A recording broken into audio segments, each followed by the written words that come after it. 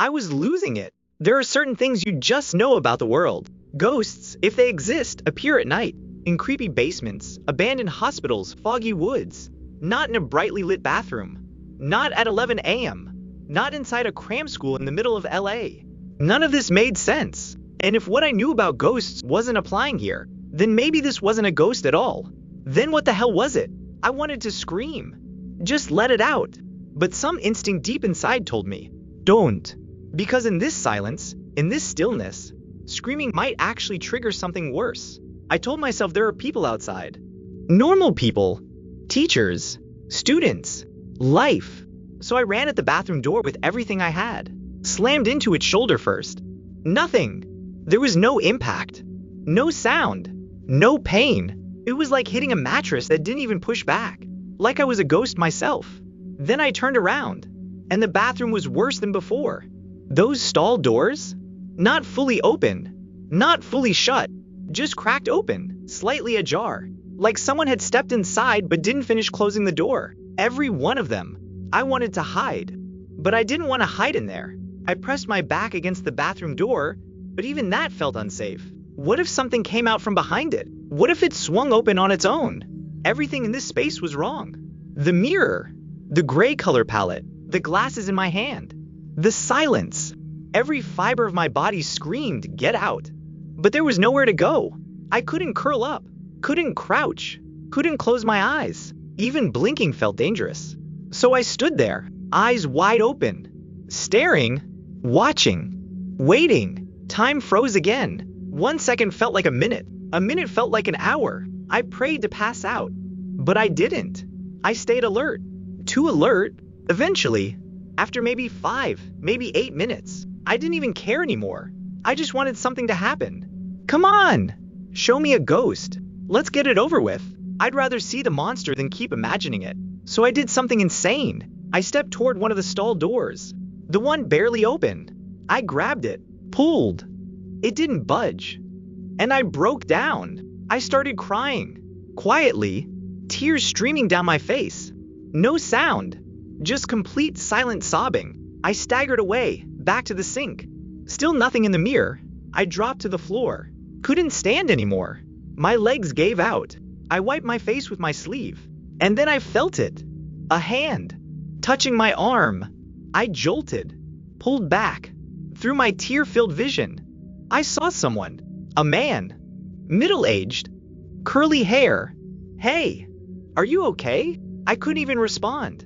Just kept saying, what? Yeah. I blinked. And realized. Everything was back. Color. Light. Reflection. I looked up. There we were, both visible in the mirror. He touched my shoulder gently. Are you sure you're okay? He was probably just another student who came to the bathroom during class. I mumbled, yeah, I'm fine, and started walking out. Then he called after me. Hey, are these your glasses?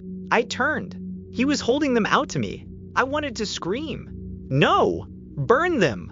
But instead I said, thanks, and took them. I left immediately. Didn't even grab my backpack from the empty classroom. I ran straight back to the arcade. I needed to return the glasses, put them back where they came from, undo whatever curse I'd brought home. It was still early, and the place was mostly empty. I went straight to the same machine, and left the glasses right there. Didn't care who might pick them up next. I just wanted them out of my life. Back at home, I felt different. The air felt clearer, lighter. Yeah, definitely the glasses. I finally relaxed, realized how hungry I was. Typical cram student diet. Cheap, fast, one-handed. I pulled a frozen pizza from the freezer, popped it in the microwave, and booted up my laptop. While it was heating, I heard the ding. But when I looked at the microwave, something was off. The inside of the microwave door was fogged over with frost. Slimy. Sticky. Like freezer burn? Weird. I laughed it off. Figured it was some science phenomenon I didn't understand. Grabbed the pizza. It was burned. Even though I didn't set it that long, I tore off the burnt edges, took a bite, and went back to my laptop. With one hand eating, the other hand started typing. Cursed object, what to do? I scrolled through a forum post about a haunted wig. Classic. Then I saw it. Whatever you do, do not just throw it away. You have to burn it. My stomach dropped. I froze. The microwave, still fogged. That couldn't be a coincidence. I panicked, ran back to the arcade. The glasses were still there. I grabbed them and ran into the tiny arcade bathroom, pulled out a lighter, tried to burn them. But they didn't catch fire. They just melted, horribly, grotesquely. The whole time I could see my reflection in the mirror above the sink, burning the glasses, melting plastic. It made me nauseous. I ran back out onto the street. It was lunchtime. Tons of people. I looked around for a hidden spot, found a small corner near the parking lot, crouched behind a car, tried again. Still wouldn't burn. They melted, warped, twisted. It was worse than before, and now it looked cursed. I shut the lighter off and stood up. Couldn't risk anything happening here, not even in broad daylight. My mind raced. Maybe it wasn't cursed. Maybe it was something else. I didn't know anymore. All I knew is that I had to figure out what this was. And then it hit me. A medium. Someone who could tell me what the hell this thing was. What I was dealing with. Why all this was happening. Because honestly, I didn't even know if the glasses were to blame. I didn't know anything anymore.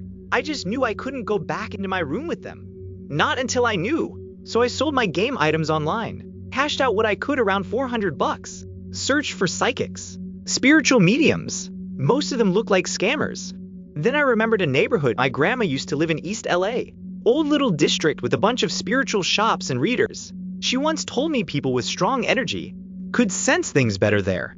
So I headed there, holding the glasses in my hand, refusing to wear them, no matter how bad my eyesight was. Now we enter full mental breakdown territory.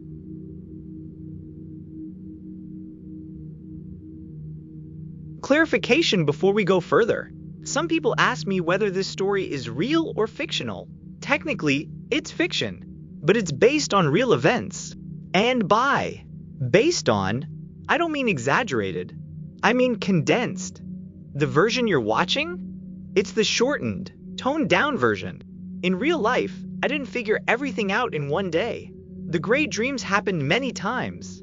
I didn't find the medium right away. Many refused to even meet with me. And I didn't realize it was the glasses until much later, after even worse things had already happened. I was so terrified, so desperate. I even considered ending my life.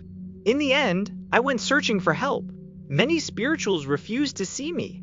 Only one, reluctantly, agreed to listen. So when you watch this series, just remember, what you're seeing is the version that's been heavily trimmed down and edited to be less horrifying.